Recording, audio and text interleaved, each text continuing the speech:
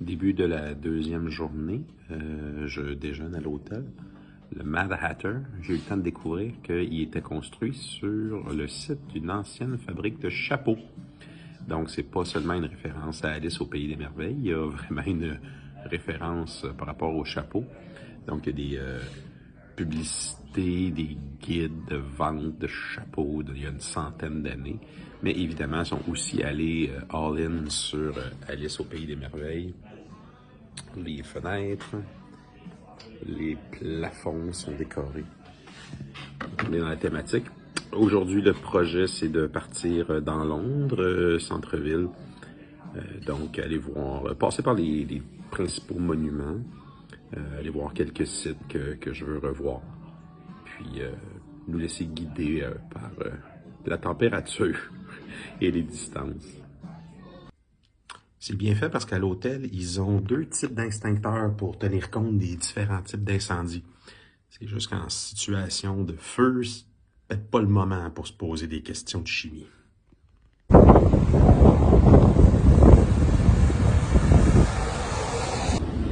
De retour dans le métro de Londres, après un petit tour sur la rue Baker, chez Sherlock Holmes, où je suis allé m'acheter un livre de devinettes mystères. Et on s'en va maintenant sur Oxford Circle, Piccadilly Circus, des coins magasinage.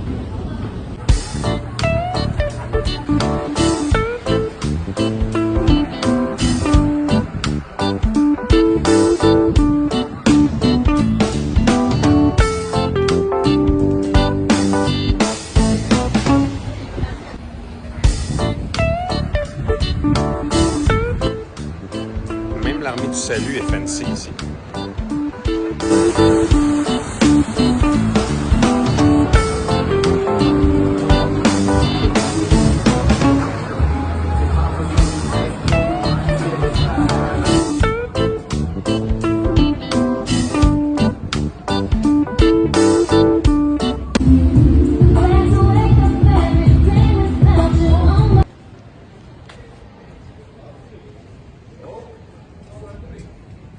Bienvenue à Carnaby Street.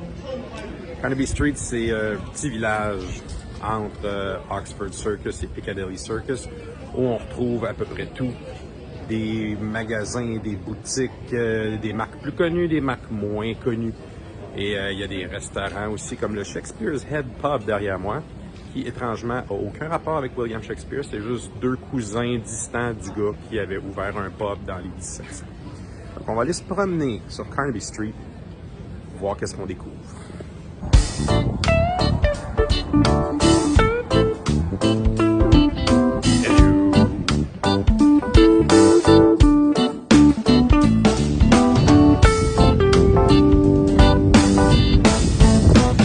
a l'air heureux d'être sur une pub, lui.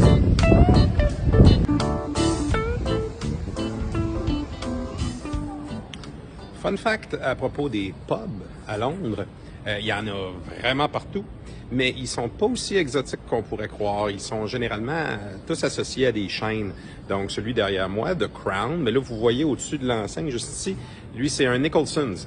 Nicholson's, Fuller, ceux qu'on voit le plus, il y a d'autres bannières qui reviennent. C'est tout le temps un peu la même recette. C'est un peu comme un McDonald's. La façade change, mais en dedans c'est la même affaire. Fait que si vous choisissez votre pub pour le souper, ben, vérifiez ce qu'il y a en haut de la porte, ça pourrait vous donner un bon indice. Ou sinon, vous trouvez un pub indépendant, comme ici, le Duke of Argyll, et vous avez un menu qui est unique à l'endroit, pour le meilleur ou pour le pire. Centre touristique commercial de Londres, Piccadilly Circus. C'est essentiellement un gros carrefour où un paquet de rues importantes se rencontrent, donc évidemment, c'est devenu un hub. Donc, je descends de Oxford Circle, tous les magasins. De ce côté-là, vous avez les théâtres. Donc, vous avez toutes les grandes avenues vers les théâtres. Et si je prends l'autre rue de l'autre côté, ben, ça va mener vers la Tamise, toutes les attractions qui sont sur le côté. Comment vous faites dans une grande ville du monde pour savoir si vous êtes dans un lieu touristique? Ben, le Hard Rock Café est juste là. C'est un bon indicateur. Comme vous le savez, en Angleterre, on conduit du côté gauche de la route, donc c'est assez facile de se mélanger.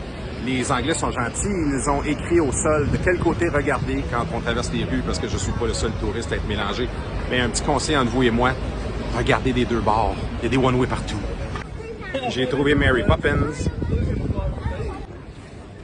Je suis sur Leicester Square, probablement que je le prononce pas comme il faut parce que c'est imprononçable. C'est le cœur du quartier des théâtres. Je suis entouré de théâtre, de comédie musicale, de cinéma. Et ils ont ajouté dans le parc ici un paquet de bronzes de personnages célèbres. Là, il y a un Harry Potter, il y a Mary Poppins, il y a un Charlie Chaplin de ce côté-là. Sur la billetterie pour le quartier, il y a un Laurel et Hardy et un que j'aime bien, que je trouve le fun. J'espère que vous le voyez à l'écran. Sur le cinéma, Batman qui nous surveille. Je suis à Trafalgar Square, devant la National Gallery, qui est le musée d'art national. Je n'irai pas visiter, je suis allé la dernière fois. Fun fact, ça ici, c'est l'ambassade du Canada à Londres. Donc, c'est quand même du prime real estate, leur affaire, un bon spot. Et en arrière, le monument. Je peux pas y aller aujourd'hui parce qu'on est la fin de semaine de Pâques. Et croyez-le ou non, ils font un grandeur nature de la Passion du Christ. J'espère que c'est pas trop réaliste, là, parce qu'il y a beaucoup d'enfants. Mais ils ont tous pris l'espace, là, puis à midi, puis à 3h30, là, apparemment qu'il y a comme une grosse pièce de théâtre. Donc je termine mon avant-midi au centre de Londres. J'ai commencé par le 221 Baker Street, la résidence de Sherlock Holmes, et je termine au Sherlock Holmes Pub, qui n'a pas vraiment de rapport dans l'histoire, à part le nom et la thématique. Si on veut aller au pub, que c'est Arthur Conan Doyle fréquentait, il faut aller au Globe, à côté de la rue Baker. Ben, c'est là qu'il a pris le nom, parce qu'il travaillait dans le pub. Mais je vais essayer d'aller dîner. Ça ouvre à midi pile. Il y a déjà un line-up devant. Je pense que la capacité est quand même... Oh my God! Il restait des billets pour ce soir! 7h30! Oh, ça va être le fun, ça! Covent Garden Market. Évidemment, aujourd'hui, les gens n'ont plus besoin de venir faire leur marché aux légumes dans le centre-ville, mais ça s'est transformé avec les années en boutiquerie de tout acabit. Et j'ai même le Jubilee Market, qui est comme une espèce de voisin bizarre. C'est un marché aux puces. C'est vraiment weird. On va aller voir ça.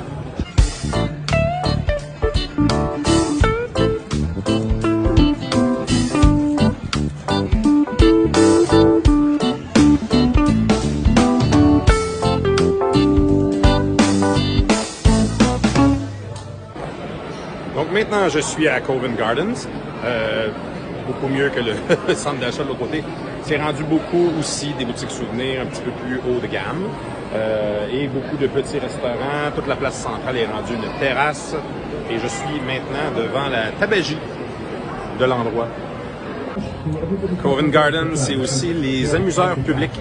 C'est le troisième que je vois depuis que j'ai traversé.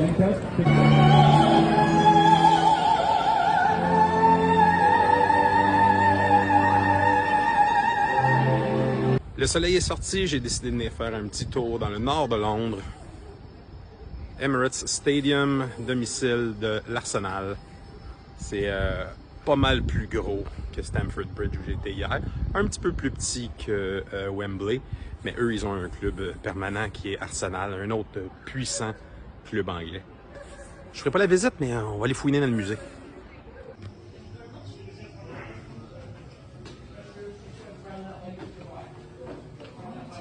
Pourquoi l'Arsenal? Ben, c'est facile. C'était des employés de l'usine de munitions. Woolwich Arsenal Munitions Factory. Et éventuellement, ils ont adopté le nom Royal Arsenal, qui a été raccourci à Arsenal. J'avais oublié, c'est le club de Thierry Henry.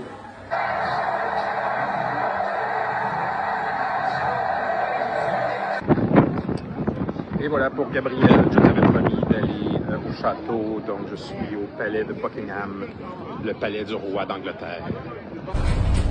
En direction du théâtre pour mon spectacle musical Retour vers le futur, tous les métros en ville viennent de planter. Heureusement, j'avais ma carte de transport tout usage pour le centre-ville, donc j'ai improvisé et ça m'a permis de faire un petit tour de tous les 2 étages. Donc, j'ai juste 3 stations à faire. Ça va m'éviter de le marcher. Je suis assez fier de mon coup.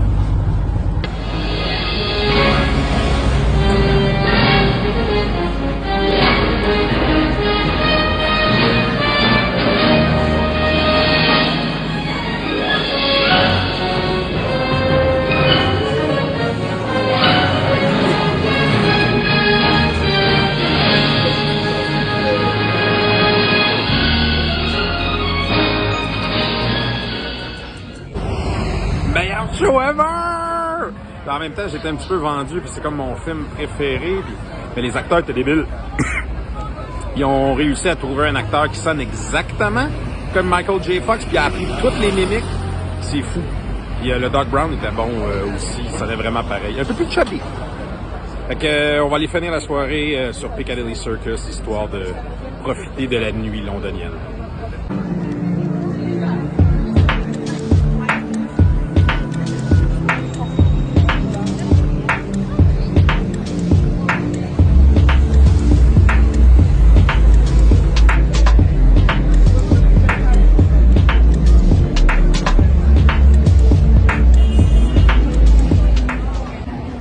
That's it, fin du jour 2 à Piccadilly Circus. Je profite un peu des lumières avant d'aller prendre le métro. Il se fait déjà tard avec mon décalage horaire, même si je suis plus de bonne heure. Bonne soirée, on se voit demain.